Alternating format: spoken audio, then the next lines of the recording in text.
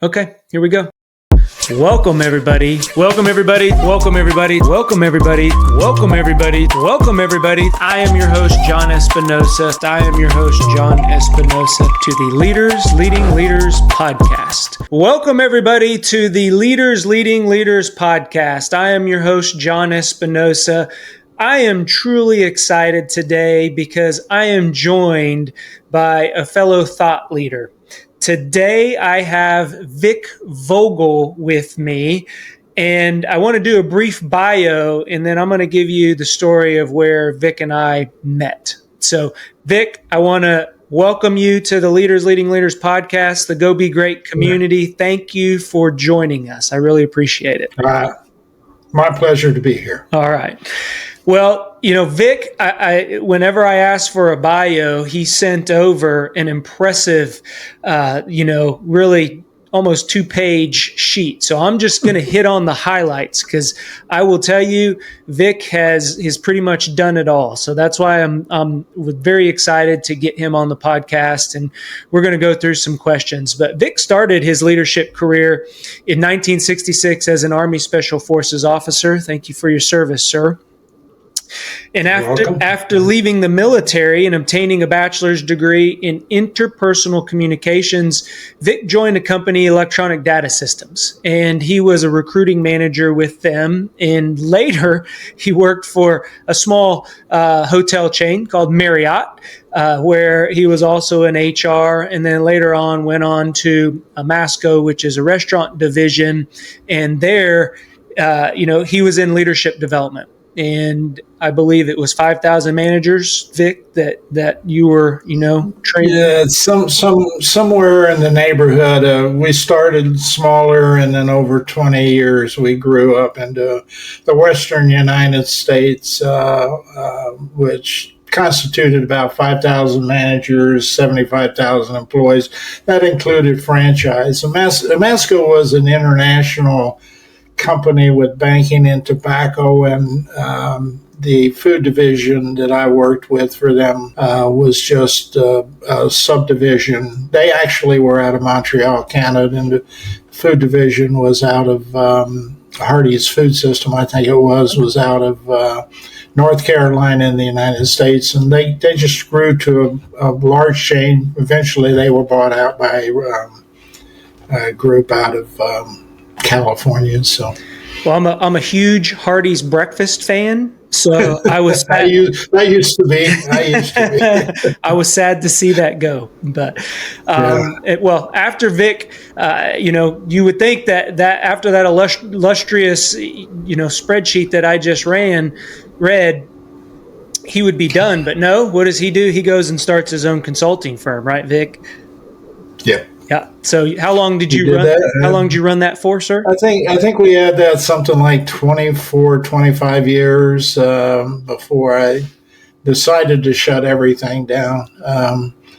Part of that was retired early after about 20, 25 years working in the Masco realm. I went into consulting and worked in that realm for another 10 or 15 years, and that generally is where I had my consulting. It was a one-person consulting firm, and I learned early on I didn't want to build a big corporation after getting out of the business world. So I just contracted out to other major consulting firms, and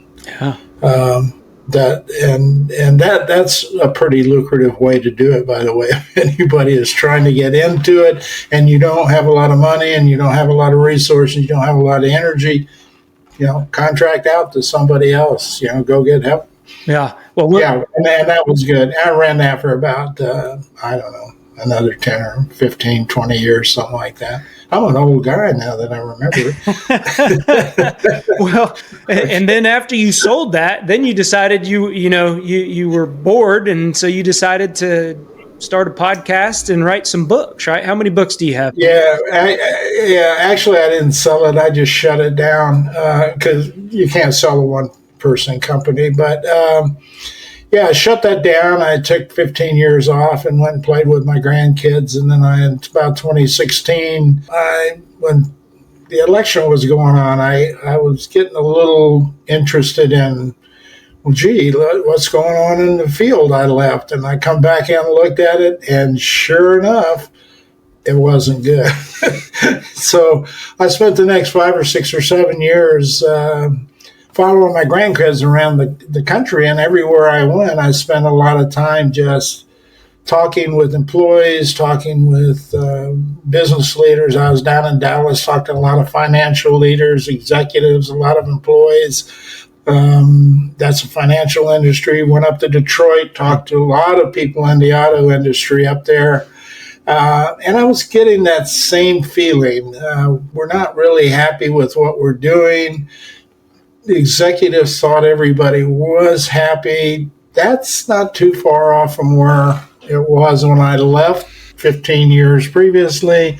So I just started taking a lot of notes, compiling a lot of information from these interviews, or basically casual conversations.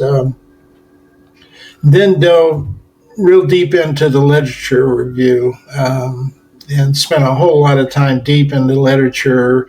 I had worked with Gallup and Pew and a lot of other companies in some of the things I did in the consulting realm.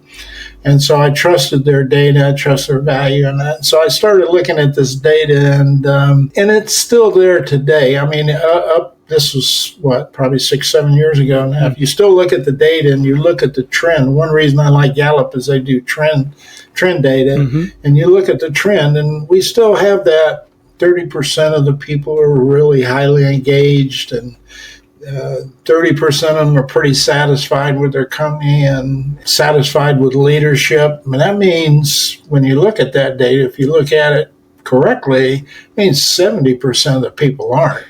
Yeah. So that's not much different than when I left. So I'm going, what's going on? Because I also started digging in and found out that we spent about $300 million training people every year. It kept going up every year. If you look at the trend, you go Google and look at the trend data, you'll see, 325, 350, going up to 380. This is billions of dollars a year on just training. Now in America, we were averaging about $160 billion a year just training leadership. Wow. Just leadership.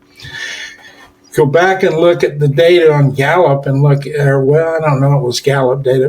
There's some data out there that I've got somewhere on my website. You can go find it on YouTube, wherever I am there.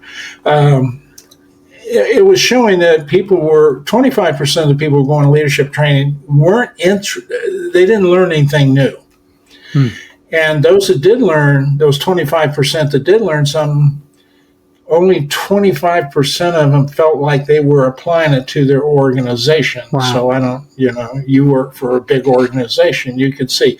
So, and then it was, well, what percentage of that trickled down to help employees improve? And that got down below 20%. Wow. So you're spending $160 billion a year. You're only getting 20% going down to the people that are doing the work and making significant change. And virtually not many people felt comfortable in companies. I'm going, something doesn't jive about this picture, and it kind of related very closely to the things that people were telling me about their companies. When you were sitting there, they were going,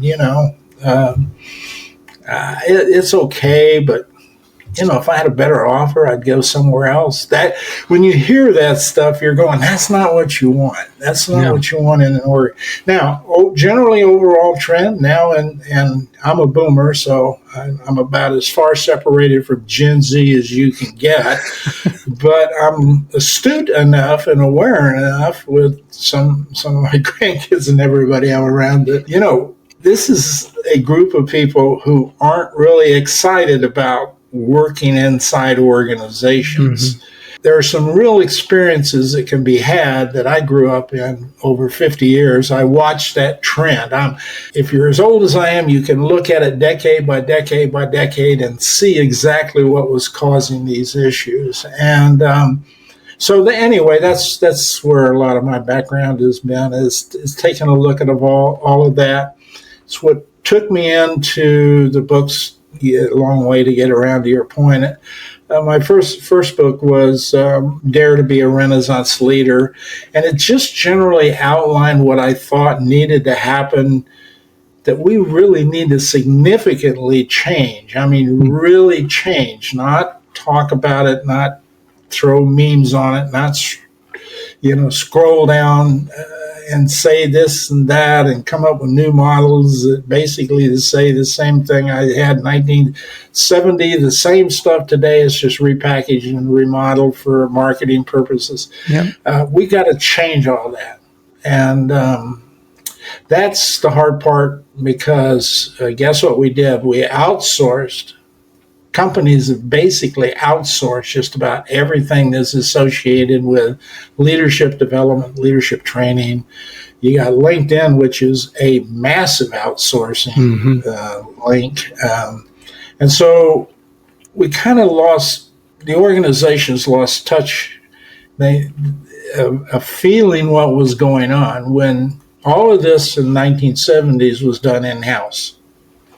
Yeah. We didn't have the Johns of the world and other people that are out here that are offering services. We hired people and they were in-house.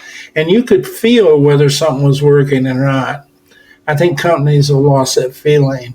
Now, convincing them of that is tough for two reasons. One, that means they have to go back and relook, which is a consultant's nightmare. Yeah. I've gone in and sat with boards and said, you need to change this. And they've gone, well, we spent $80 million changing it before. And I'm going, well, I'm just telling you, it didn't work before. So you got to change it again. So they don't like to do that. And I don't blame them. But the other thing is that we outsourced all this, and basically we're doing the same stuff because we monetize it. So you have the McKinseys of the world, the Big Five, and a whole bunch of other consulting firms out there. They've built their models, and they're doing this, and they're going in and working with it. And you're going in and saying, I think I want to obliterate all of that, and saying, take it off and start over. What do you think? The other thing is, not all of it will work.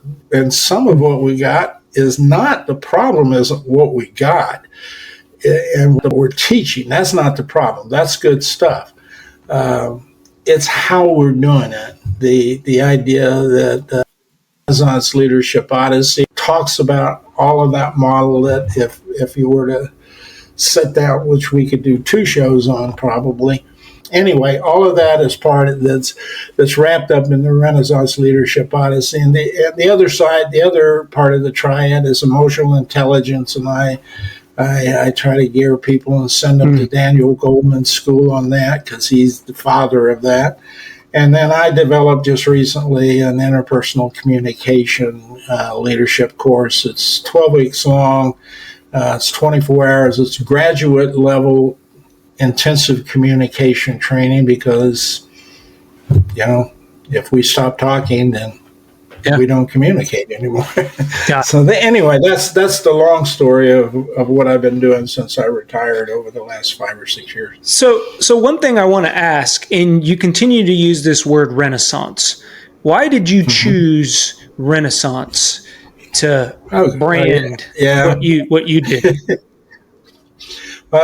Probably because I spent some time over in Europe. I was pretty fascinated with some of that culture and history. But if you think about what is a Renaissance, and you go back into I think it was the 13 or 1400s, we were living in the Dark Ages. Everything was very stiff and stochastic. It was religious based. Nobody could move off one way or the other. And this is the way things had to be. Yeah. And then came an Enlightenment period called the Renaissance. And that's where you got Da Vinci, science. We were looking at the stars, medicine. All of this stuff began to evolve. It was kind of new stuff. It was stuff on the horizon that was challenging, but at the same time, it was scary as hell, Yeah. you know? So you think about where we are today, AI, technology, where are we going in terms of a government? All of this is new, challenging. It requires you to think and go in different directions, take different alternatives. A Renaissance leader, somebody has to be able to do it, to adapt to that. And so you have to think differently. And the one thing that across all the 50 years that we were talking about me being in a leadership role and working in international corporations, big ones, small companies, individuals. As I look back at what I think we did wrong, the one thing we did wrong, we missed in all of this leadership development is we didn't concentrate on the leader. We provided the leader all of these skill sets that we want them to do, but we didn't think about whether the leader wanted the job. Yeah. You know, maybe they won't. Maybe if you have a marketing manager, he's a great salesperson. They're out there. He loves it. He's having a good time. He's dragging in great bonuses. Him and his wife are really comfortable with this process, and then all of a sudden we go, well, we just scaled up really big, and this is where companies really have sort of dropped the ball, is when they scale up, and you go, now I'd like you to be the marketing manager, the marketing leader. And so what happens is you put them in that position because you as an organization have decided that the role of leader needs to be elevated in money because you're controlling, you have some more control. It's a span of control issue and a functional issue, how well you do that function. You put them in there and they fail. And they fail because they really hate it. Yeah. We spent no time for 4 or 5 months talking to this person, walking them through how they think, what they think. And the reason we miss this, by the way, is not our fault. That's kind of self-serving, but it's probably true.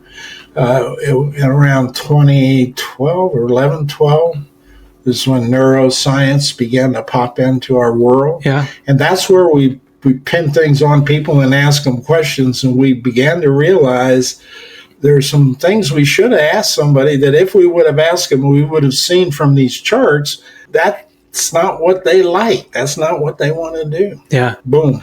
They're out of it. So anyway, go ahead. Well, no, I want to just pause there because I think I want to unpack what you just said. I see this. I've seen this in organizations that I've been a part of and I've worked with. We take those individual contributors and we entice them to be leaders. And when they make that conversion, there's not the switch up here.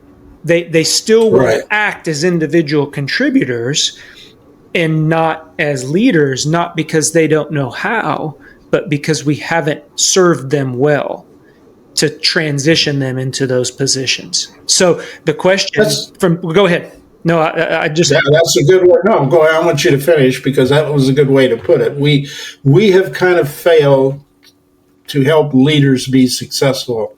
And I know everybody's trying to turn that corner and go that way, but the way they're turning the corner is probably getting in their way. But go ahead. Well, you're exactly spot on, because one of the reasons I started this podcast was to hopefully help somebody who is in that position. Or it took me quite a while to step into a management role, right? I was leading people, I was leading teams, I was teaching leadership. I knew that piece, but it was almost the inverse of I knew the struggles once I took that manager role, what that would entail. And I also knew that the organization itself hadn't prepared me for what was to come. And, just listening to you, it brought back all those emotions and all those thoughts around how can we serve our leaders better? Right. Right. And that's the key. And that will be the big change that Renaissance Leadership Odyssey is focused on. It is talking about bringing a lot of this back into the organization so the senior executives don't source us out, because they have this role that they're perceived in their mind, and I think perceived by their people. They're all about negotiating new deals, bringing new companies in, getting the best stock price or whatever's up there that grows the company. Yeah. But they're not very well in tune, and normally they don't get involved in the organizational side. They put that down into that senior leadership team, but we haven't really sat down with a lot of the senior leadership team and said, so what happened in your life? When you grew up, how did, I grew up, for example, in positive intelligence, I'm a hyper-rational. Everything is systems to me. Everything is ordered and structured. And it's hard for me to just listen to somebody else who says, well, I'm not sure how I like that. I'm going, what's not to like about something that works as a system, And so, are you sure you weren't my previous boss at one time, right? Yeah, probably. I could have been, probably. In fact, I think somewhere out, I talked to people out across that airport area. Yeah. The dilemma here was we have some people in senior positions that they haven't had the opportunity to ask themselves, who am I? How am I thinking? What's important to me? Is this something I want to do? And the way we enticed that was we kept putting a structure, hierarchical structure. I don't know any companies that aren't hierarchically structured, but within that dynamic comes the idea that you're creating tiers, and those tiers are associated with improvement and growth and all that kind of stuff. But what would happen if you had somebody who was an outstanding salesperson and the top end of their pay scale, and you've got your pay scales there, the top end of the pay scale was $65,000. Now, if I took on the leadership role of that sales group, I could move up to $90,000. See? Yeah. So that's the enticement. However, I hate leadership. Yeah. So nobody's taking in the organizations today are stepping back and saying, now, wait a minute. I got a guy who's a tremendous salesman. Let's figure out a different role for him that he likes doing that will enhance this. So we don't even have to call him another person. We just have to say, we're going to try to figure out how to give you more money as you deliver much more sales than you would as a sales manager. Because he has to learn all of that other stuff. And normally it's not like we spend a year and a half training them to get people excited about, inspired and motivated and grasping them. It's like, okay, you're now the leader. And by the way, if you have some problems, call your training development group over here, your HR group, and they'll come down and help you work on some of this stuff. And we're going to send you this leadership course and this leadership course and this leadership course. And they do. And they come back and they only get it down about 24 because nobody taught them. In the leadership courses, we haven't taught people about how you transfer what you learn. Now, so how do you really, that's one of the things I built into the interpersonal communication course. It's about 20 minutes of theory because you're going to book and you read your theory. We come in, we talk about it. Then it's kind of like, now how's it work? Yeah. Now the thing is, what's going to screw this up for you if you try to take it back? And we spend about an hour, maybe two, talking about how you're supposed to go back and deliver it. Then you got a week to go back and play with that one before the next course. See, that's why I put it over 12 weeks, 1 week, at a time. And so you get a chance to mull it around and turn it and find out and see what happens if you go in and try and screw it up and come back in and go with the team. And I only have 6 people in each of these courses. The team looks at it and you guys talk it through, and you learn how to apply what you're doing. Where if you go off to 8-hour seminar or a 2-day seminar or even a 5-day seminar, what you bring back is extremely difficult to engage. And that's where that's where I realized communication was an extremely important area, because it's normally the thing that people bump into first before they try to apply that stuff. They have a hard time applying because, if you learn empathy, you come back. Yep. Yeah, I'm saying, okay, I'm not, Vic's not an empathetic person, trust me. On my scale, on Daniel's scale, I'm not very empathetic. I'm an asshole, in fact. Whoops. So I go to my course and I look at empathy. I can tell you the definition of it because I'm smart. I can read it. I can know the definition of it. I'm watching the videos and I see how you're supposed to do it. So I come back and I try that, and my people just look at me and go, "Who the hell are you? Who is this guy? What are you trying to do here?" And if I would sit down and tell them, "Look, I'm thinking I am not as empathetic as I need to be. Can you guys help me figure out how to do that?" They would probably go, "That's your servant leadership you're talking about." Yeah. And we miss a lot of that. Yeah, I love what you just said. And I want to let the listeners know, whenever we as leaders go to training, whether it's a 1-day training or a 5-day seminar, like, we're engaged and we're energetic to bring this back to our teams. And you're right. A lot of times we come back and now whatever it is we're trying to work on, whether it's empathy, whether it's communication, whether it's feedback, any number of leadership courses that they send us to, and they're like, "What is going on with John? Who are you? And what did you do?" Because we don't let them know, we don't let them into, hey, you're going to see me act a little bit different.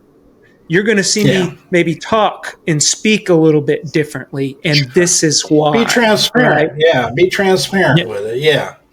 And understand it's okay not to know, and that you struggle. But those people who are looking at you, and if they like you, and if you're an inspired leader, they're going to want to help you through that.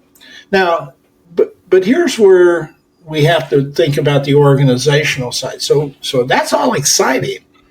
But what is one of the big barriers? One of the big barriers is the organization isn't primed for that thinking. This is what I say, and this is what I mean by we need a renaissance. We need a new thinking. It's not primed, and here's how it's not primed.